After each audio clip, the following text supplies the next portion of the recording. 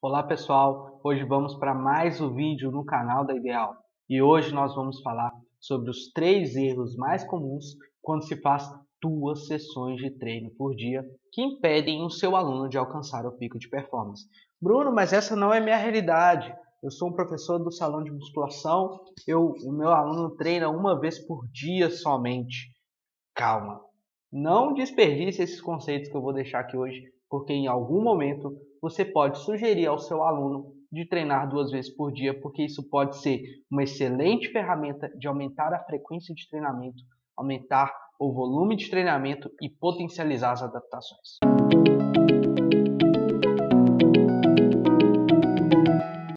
Ah, Bruno, eu trabalho com esporte, isso é minha realidade. Então é mais importante ainda você ficar nesse vídeo para você entender alguns errinhos que podem acontecer quando você tem 2 sessões de treino por dia. Se você ainda não participou dessa realidade, se você ainda não está inserido em meios que exigem isso, anote isso aí, porque em algum momento esses conceitos podem te ajudar. Vamos lá para o primeiro erro comum. O primeiro erro comum é 2 sessões no mesmo dia com prioridade anaeróbica lática. Eu estou falando de sistema de fornecimento de energia. Eu estou falando de esforços de alta intensidade que produzem lactato, onde você precisa de intervalos de recuperação ali um pouco maiores entre esforços, mas que ao fim da sessão impacta consideravelmente uma das nossas principais reservas de energia, que é o glicogênio muscular. Esse glicogênio muscular é a nossa reserva que fornece carboidrato para produzir energia, para produzir ATP, ok? E quando ela se esgota, você não consegue produzir intensidades semelhantes à que você produzia quando você estava com essa reserva em 100%. Dentro dessa ideia, essa reserva de glicogênio muscular, e eu falo muito sobre, eu ensino muito sobre glicogênio na nossa playlist, Desvendando a Fisiologia do Exercício, Simplificando a Complexidade.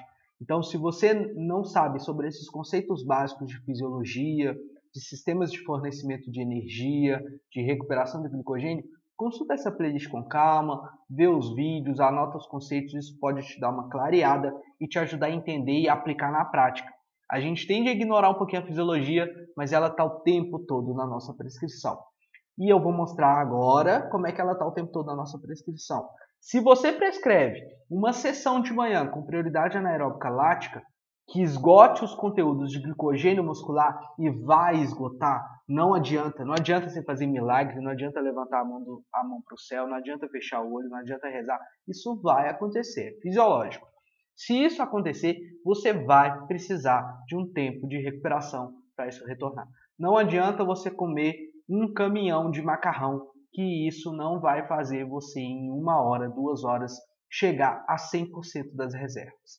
Existe uma curva de recuperação que é exponencial, recupera muito rápido em valores ali de 50% a 60% da reserva nas 2 primeiras horas, mas você vai precisar ali de 24 a 48 horas para chegar a 100% da reserva. Então, com 2 sessões do dia, espera-se que a segunda sessão você inicie ela com conteúdo de carboidrato, a sua reserva de carboidrato menor, com conteúdo de glicogênio muscular menor. Ou seja, a tua segunda sessão, se você quiser fazer a mesma intensidade, com o mesmo volume, comparado à primeira sessão, você não vai conseguir, porque você não vai ter reserva de substrato disponível. Bruno, mas eu vou usar gordura e a gordura vai me... Não vai. Quando você usa vias energéticas para consumir gordura, naturalmente o tempo para ele produzir ATP é muito maior, a velocidade da via é muito menor e você não consegue produzir as mesmas intensidades. Então não tem como, é fisiologicamente impossível, ok? A não ser que existam recursos ergogênicos que tendem a dar uma quebrada aí nessa ideia. Mas uma pessoa treinando normalmente, sem recursos ergogênicos, muitas vezes ilícitos, auxiliando numa possível compensação, a segunda sessão do dia ela não consegue ter a mesma intensidade. Então você precisa ser inteligente para decidir qual vai ser a sessão do dia que eu quero atingir intensidades próximas a máximas. E caso isso tenha uma predominância da via anaeróbica lática, eu preciso saber que eu vou precisar de tempo para recuperar o glicogênio muscular, essencial para eu manter a intensidade dessa via. Então, a segunda sessão de treino do dia tem que estimular outras vias energéticas. Pode ser uma via anaeróbica alática, pode ser um treino de velocidade, mas com um volume muito curto, com um tempo de recuperação muito longo, mas que use fosfato, os conteúdos de fósforo e creatina. Você não vai conseguir dar o mesmo estímulo anaeróbico lático. Ou um treino de longa duração que utiliza a via oxidativa. Mas você precisa preocupar com as concorrências entre as vias entre cada sessão, ou você simplesmente paga o preço de executar a segunda sessão do dia em uma intensidade menor, mesmo que você queira fazer estimulando aquela via para alcançar intensidades máximas, mas você sabe que o indivíduo não vai atingir. Então você precisa ser inteligente para organizar quais são as vias metabólicas a cada sessão, quando se tem mais de uma sessão de treino por dia com curtos intervalos de recuperação entre sessões. Uma estratégia é espaçar um pouco mais uma sessão da outra, uma sessão muito de manhãzinha, 7 da manhã, com uma sessão muito mais no fim da noite, onde você tem um espaço maior e aí, consequentemente, você consegue alcançar intensidades maiores. Mas ainda vai haver um efeito de você não executar com 100% de recuperação a segunda sessão. Passando aí para o segundo erro, treinar velocidade na segunda sessão do dia, depois de um treino com prioridade aeróbia na primeira sessão. Bruno, por quê? Fiz um longão de manhã e um treino de corrida. Fiz um longão de manhã e à noite eu quero fazer um treino de sprint. Ou não, fiz um longão de manhã, corri 18 km e à noite eu quero fazer um treino de potência na academia, na sala de treinamento de força.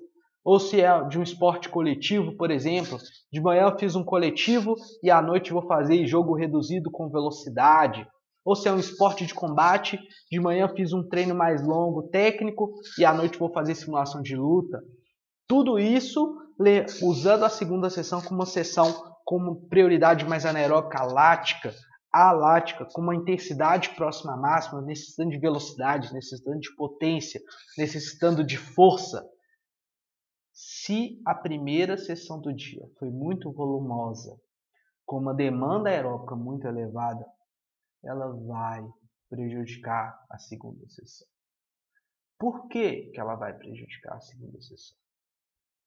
Porque treinos com prioridade aeróbica levam a um aumento da fadiga do sistema nervoso central, mudança da expressão de neurotransmissores no nosso cérebro, que fazem com que o nosso cérebro tenha uma dificuldade de estimular a musculatura, as unidades motoras.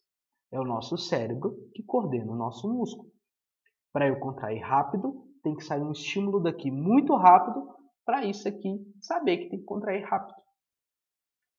Quando eu faço um treino volumoso, devido a várias alterações metabólicas na periferia, no sistema nervoso central, os neurotransmissores são alterados e o meu cérebro passa a ter, depois desse treino, ao longo das horas subsequentes, uma dificuldade de ativar aquela musculatura em velocidades máximas, em níveis de força máxima. Esse é um dos efeitos do treinamento concorrente.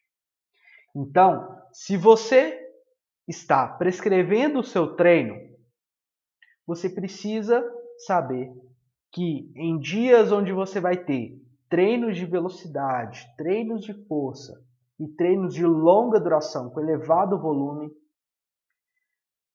a força, a velocidade tem que vir antes. A não ser que a sua prioridade não seja desenvolver força e velocidade. Você quer apenas dar um estímulo que tende a fazer uma manutenção do desempenho. Se o teu objetivo não é prioridade, força e velocidade, aí não tem problema. É melhor você fazer a primeira sessão com a capacidade que você quer dar prioridade, que nesse caso poderia ser a capacidade aeróbica. Mas, se a prioridade é força e velocidade, não pode ter perto ali da sessão, uma sessão anterior, com elevado volume, com aumento da fadiga central e com uma necessidade de maior tempo de recuperação do sistema nervoso central. Esse é um efeito muitas vezes ignorado por vários prescritores de exercício, principalmente no ambiente do esporte, e que são determinantes para um alcance ou para uma manutenção da performance alto nível. Isso prejudica você entregar um resultado para o seu aluno de pico de performance. Esse é o nosso objetivo. A gente tem feito vários vídeos aqui falando sobre como é o caminho de alcançar o pico de performance. E a organização das sessões, o estudo da concorrência entre vias energéticas, o estudo do tempo de recuperação para cada sessão de treino vai influenciar crucialmente a tua entrega de resultado. Vamos agora para o terceiro erro.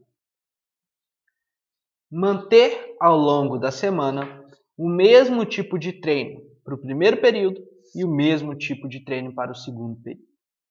E manter isso estável. Semelhante ao que eu falei nos outros erros, existem concorrências entre capacidades físicas.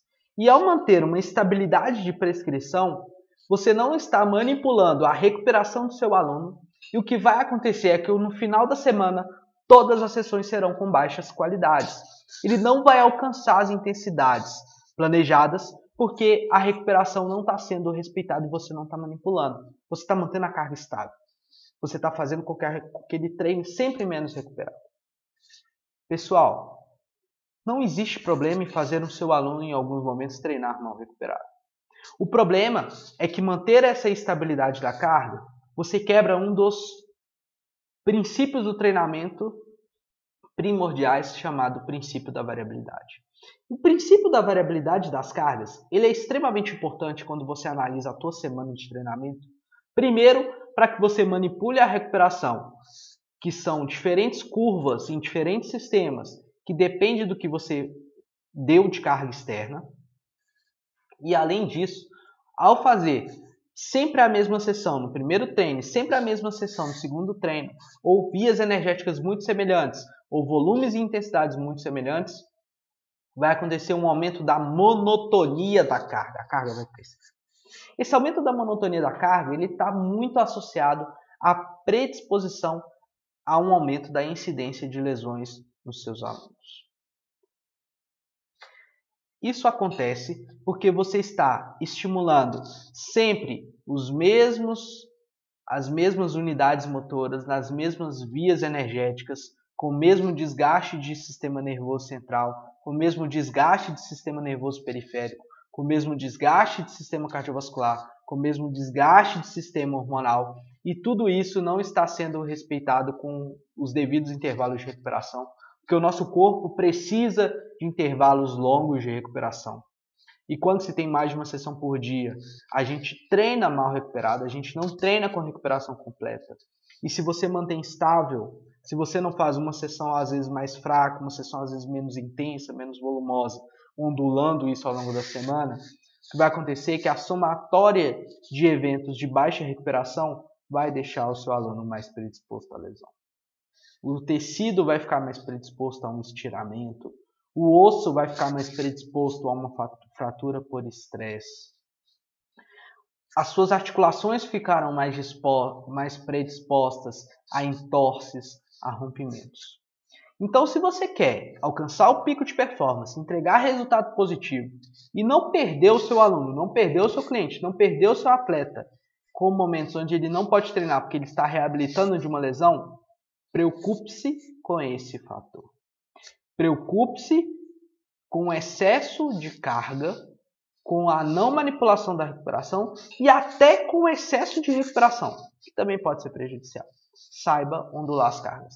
Se você quer entender um pouco mais sobre esses conceitos, eu recomendo fortemente que você veja as nossas lives aqui no canal, que você olhe os nossos vídeos sobre planejamento.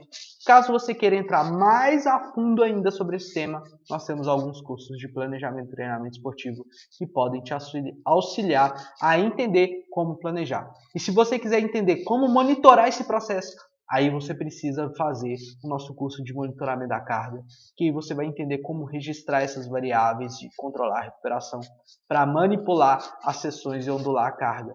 E aí, para você realmente controlar isso, existe uma ferramenta nossa de monitoramento da carga que pode te ajudar ainda mais. Mas, se você gostou do conteúdo, se isso já te ajudou, se isso já te fez pensar um pouquinho diferente, deixa sua curtida, compartilha com seus colegas, se inscreve no canal e deixa seus comentários falando o que você pensa sobre as dicas que nós demos hoje. Obrigado!